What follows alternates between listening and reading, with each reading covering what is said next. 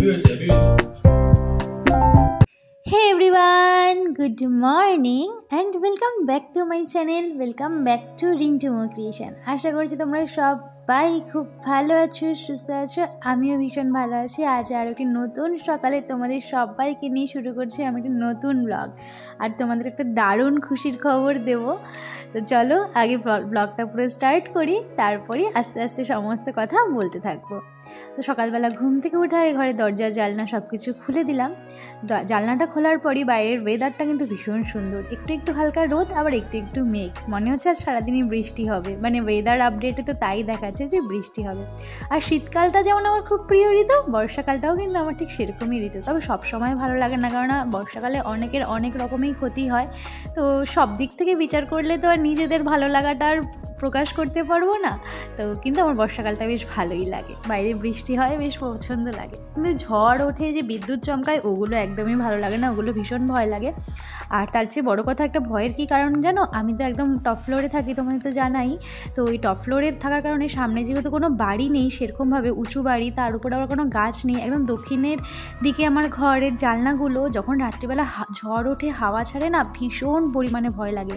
মানে পুরো একদম মনে হচ্ছে জানলা দরজা ভেঙে সব হাওয়া ঘরে ঢুকে যাবে, এত ভয় লাগে। তার উপর তো রাত্রিবেলা এখন মানে একাই থাকতে হয় আমাকে, আমার বরের কাছে আমি থাকি নামেই সার, মানে এতটাই প্রেশার ডিউটির ভোটের কারণে যে সারাদিনই আমার একাই থাকতে লাগে, শুধু দুমুঠো খেতে আসে ঘরে।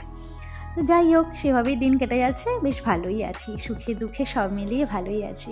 তো চলো স্নান করে চলে আসলাম। সকালবেলা ঘর ঝাড় দেওয়া মোছা সবই তো কমপ্লিট হয়ে গেল। এখন এখন তো সকালে ঘুম থেকে উঠতে লাগে, তার কারণ জানো, মানে রুটিনে যদি একটু অদল বদল হয়ে যায় না, তাহলে মনে হয় কি মানে অনেকটাই বিপদে পড়ে যেতে হয়। যেহেতু টাইম টু টাইম আমাকে গোপাল সেবা করতে লাগে, তোমরা জানোই আমার ঘরে গোপাল ঠাকুর আছে। তো তার জন্য টাইম টু টাইম যদি গোপাল সেবা না দিতে পারি, যেই টাইমটার মধ্যে আমি গোপাল সেবা দিই সেই টাইমের যদি একটু হেরফের হয়ে যায়, তাহলে মাথাটা কেমন খারাপ লাগতে থাকে। তো যতই চেষ্টা করি সকাল ঘুম থেকে উঠে মানে সব কিছু টাইমের মধ্যে কমপ্লিট করা, রান্নাবান্না বলো, ঘরের কাজকর্ম বলো, মানে মেশিনের গতিতে ছুটতে থাকি। তোমরা দেখো সকালবেলা আগে তুলসী গাছে দুটোই তুলসী গাছ আমার জল দিয়ে দিলাম, জল দিয়ে আর আমার দুধওয়ালা দুধের সাথে আমার ফুলও দিয়ে যায়। তারপর পুজোও দিয়ে দিলাম। ফুল দিয়ে পুজো দিতে কার না ভালো লাগে বলো, কিন্তু এখানে যেহেতু ফুল পাওয়া যায় না বলে একটু সমস্যায় পড়তে হয়, কিন্তু আমায় রোজ দিন কিছু না কিছু ফুল হলেও আমার দুধওয়ালা দিয়ে যায়। আমার ভীষণ ভালো লাগে, আঙ্কেল মানে এত সুন্দর ফুল দিয়ে যায়। দেখো নয়নতারা, তারপরে নয়নতারাই তো ফুল, হ্যাঁ নয়নতারা, কাঞ্চনমল্লিকা, তারপর তোমার করবী ফুল সব কিছু দিয়ে যায়। আমার লাড্ডুকে বলো কীরকম লাগছে, নতুন জামা পরেছে। আজ তোমাদের সাথে জামাগুলো শেয়ার করবো, কীরকম জামা কিনেছি আমি। তারপর চলে যাচ্ছি ছাদে চলে আসলাম জামা কাপড় মেলতে। আর এখন দেখো কি সুন্দর মেঘ করে এসছে, আর কি ভালো লাগছে ছাদে, যেরকম সুন্দর হাওয়া সেরকম মেঘ, এত ভালো লাগছে থাকতে। কিন্তু কিছু করার নেই, এখন জামা কাপড়টা মেলে আমাকে দৌড়ে যেতে হবে রান্নাঘরে রান্না করতে। আর আজ কি রান্না করবো সেটাও তোমাদের সাথে শেয়ার করবো। আর সারাটা দিন কী করি সবটাই তোমাদের সাথে শেয়ার করবো, তোমরা আমার পাশে থেকো, সাথে থেকো। আর যেই খুশির খবরটা দেবো বলছিলাম সেটাই দিই। আগে এঁচোড়টা কাটতে সেটা বলি। আর এই এঁচোড়টা আমি বাড়ি গেছিলাম যে দুদিন আগে একা তখন আমাকে আমার দিদি দিয়ে দিয়েছিল। এটা আমার কাকুর গাছের এঁচোড়, মানে কাকুর জমিতে এঁচোড় হয়েছে, সেখান থেকে দিদিকে দিয়েছে, দিদি আবার অর্ধেক রেখে আমাকে আবার অর্ধেক দিয়েছে। তো চলো এঁচোড়টা কাটি আর বলি একটা দারুণ খুশির খবর, সেটা হলো গিয়ে আমার 2000 সাবস্ক্রাইবার আজ পূর্ণ হয়েছে। তার জন্য আমি ভীষণ খুশি। কিন্তু খুশিটা আমি এতটাও হয়নি যখন আমার 200 সাবস্ক্রাইবার কমপ্লিট হয়েছিল। বিশ্বাস করো, যখন আমার 200 সাবস্ক্রাইবার কমপ্লিট হয়েছিল তখন আমি ভীষণ খুশি হয়েছিলাম। তার কারণ কি জানো, তখন আমার মানে চ্যানেলে ভিউজ ভীষণ পরিমাণে আসতো, তোমরা কি সুন্দর কমেন্ট করতে। আর এখন যত সাবস্ক্রাইবার বাড়ছে ভিউজের পরিমাণ দেখছি ততই কমে যাচ্ছে। কেন যে এটা হচ্ছে আমি বুঝতে পারছি না। তখন আমার 100-200 সাবস্ক্রাইবারেও মানে 7000, 5000, 4000 এরকম ভিউজ আসতো। তো এখনও তো একটু সেরকম ভিউজেরই আশা করি। ভিউজ না আসলে চ্যানেলে সাবস্ক্রাইবার বাড়িয়ে কোনো লাভ হবে না, আর আমাদের মতন এই ছোট্ট কন্টেন্ট ক্রিয়েটারদের তো কোনো লাভই হবে না। তো তোমরা প্লিজ আমার পাশে থেকো আর সবসময় আমার ভিডিওগুলো পুরো দেখার চেষ্টা করো, তাহলে আমার অনেকটা উপকার হবে আর তোমাদেরও আশা করি খুব ভালো লাগবে। এঁচোড়টা তো কেটে ফেললাম, কিন্তু হাতে তো পুরো আঠা হয়ে গেছে। তো একটু যদিও সরষের তেল লাগিয়ে নিয়েছিলাম, আর একটু হ্যান্ড ওয়াশ দিয়ে ধুলেই উঠে যাবে। তো এঁচোড়টাকে সিদ্ধ করতে বসিয়ে দিলাম একটা বাটির মধ্যে। তো নুন আর হলুদ দিয়ে বাটির মধ্যে বসিয়ে দিলাম। মা বলেছে এটা প্রেশার কুকারে সিদ্ধ না করলেও হবে, তার কারণ এঁচোড়টা খুব নরম।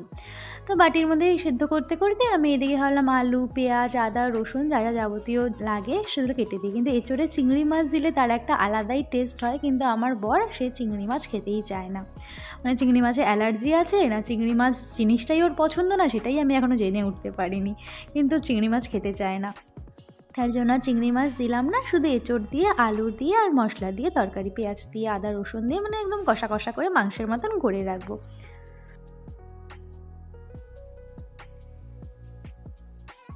আলু পেঁয়াজটা কাটা হয়ে গেল, কিন্তু টমেটো নেই ঘরে জানো, আর আমার পাশে যে দিদি থাকে সেও নেই, তার জন্য টমেটোও নিতে পারলাম না কোথা থেকে, আর বর তো ঘরেই নেই যে টমেটো আনতে বলবো। তাই আদা রসুন আর লঙ্কা আর জিরে দিয়ে মশলাটা করে নিলাম। আর এদিকে এখন আলুগুলোকে নুন আর হলুদ দিয়ে ভালো করে ভেজে নিলাম। ভেজে আলুগুলোকে তুলে তারপরে পেঁয়াজগুলোকে ভাজবো। আর পেঁয়াজ ভাজার সময় পেঁয়াজের সাথে যদি তেজপাতা ভাজো তাহলে একটা ভীষণ সুন্দর গন্ধ বেরোয়। তেজপাতা কখনো ডাইরেক্ট তেলে দেবে না, তাহলে তেজপাতাটা পুড়ে যাবে, কিন্তু যদি পেঁয়াজের সাথে তেজপাতাটা দিয়ে ভাজো তাহলে ভীষণ সুন্দর একটা গন্ধ বেরোবে।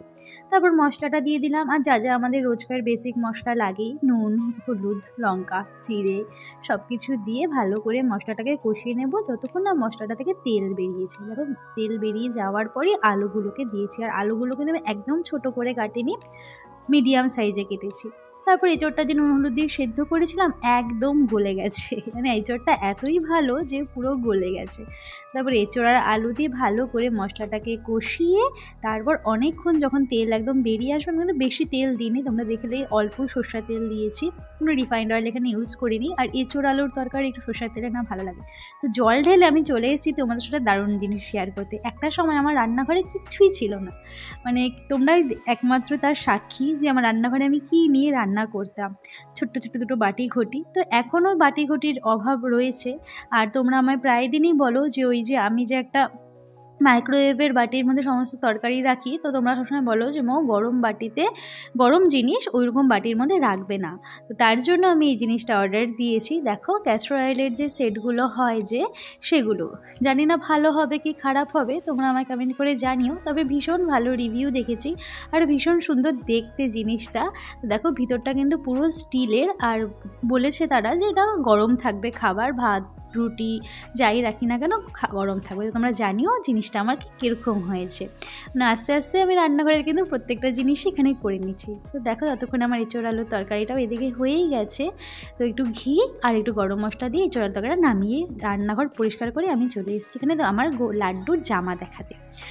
দেখো জামাগুলো বলো আমায় কমেন্ট করে যে কীরকম হয়েছে। প্রত্যেকটা জামা এত সুন্দর, আমি যে দিদির কাছ থেকে নিয়েছি, তোমরা চাইলে অবশ্যই সেই দিদির সাথে যোগাযোগ করতে পারো। আমি আমার ফেসবুক প্রোফাইল, আমার মৌমিতা দিদত্ত নামে ফেসবুক প্রোফাইল আছে, সেখানে আমি সেই দিদির নাম দিয়ে একদম ট্যাগ করে দিয়েছি। তোমরা অবশ্যই চাইলে সেখানে গিয়ে দিদির সাথে যোগাযোগ করতে পারো। আর যদি চাও আমায় কমেন্ট করো, আমি ডেসক্রিপশন বা কমেন্ট বক্সে তাদের ফোন নাম্বারও দিয়ে দিতে রাজি আছি।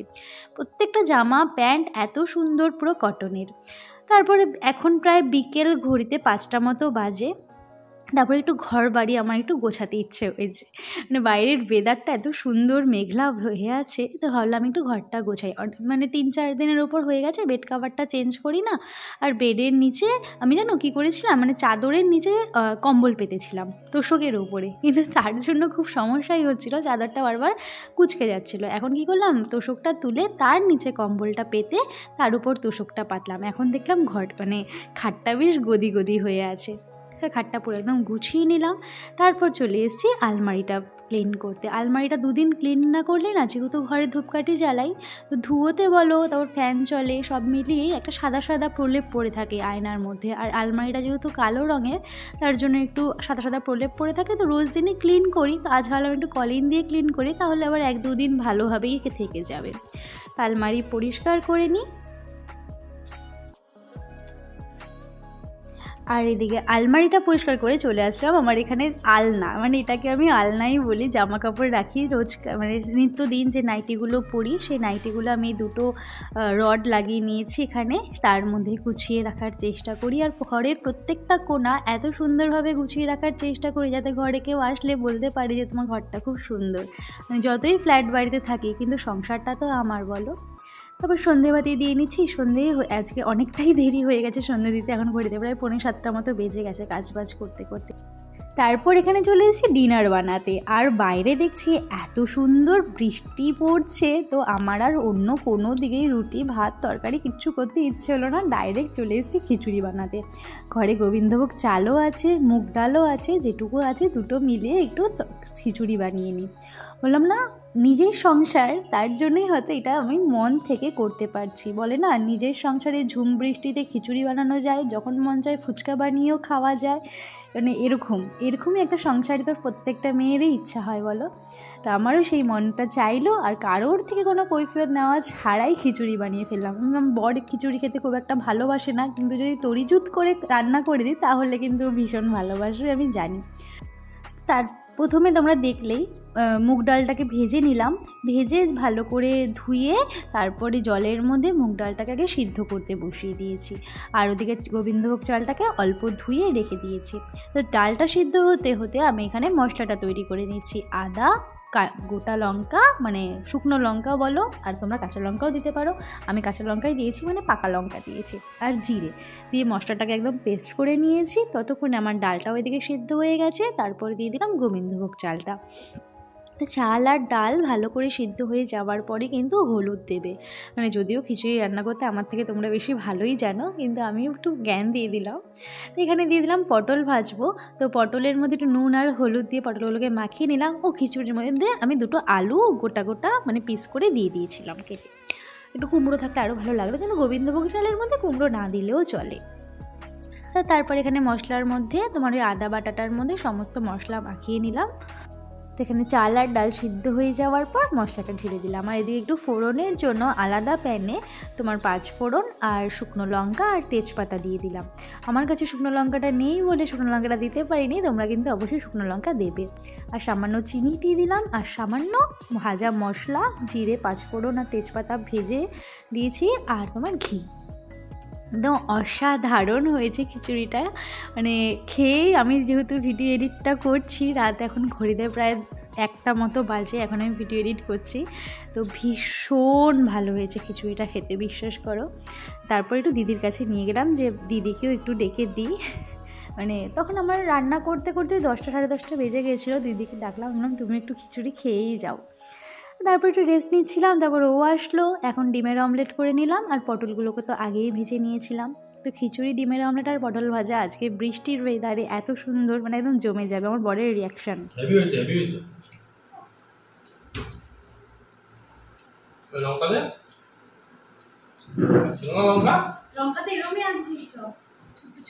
তো ব্যাস, দুজন মিলে খিচুড়ি খেয়ে নিই। ওর আবার খিচুড়ি খেতে লঙ্কা, পেঁয়াজ, শসা সব লাগে। আজকের ভিডিওটা কিরকম লাগলো অবশ্যই কমেন্ট করে জানিও। দেখা হবে নেক্সট ব্লগে, টাটা।